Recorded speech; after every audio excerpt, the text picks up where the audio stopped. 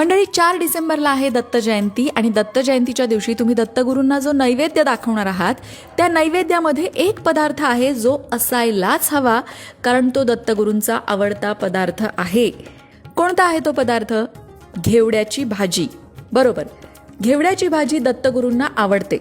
गरीब ब्राह्मणा घरी घेवड्याची भाजी दत्तगुरूंनी खाल्ली आणि त्याचे दारिद्र्य गेले अशी कथा गुरुचरित्रात आली आहे. म्हणूनच दत्तगुरूंच्या नैवेद्यामध्ये तुम्ही इतर पदार्थ कुठले ठेवा नका ठेवू, पण घेवड्याची भाजी मात्र असायलाच हवी. त्याचबरोबर दत्तगुरूंना नैवेद्य नेहमी केळीच्या पानावर वाढावा.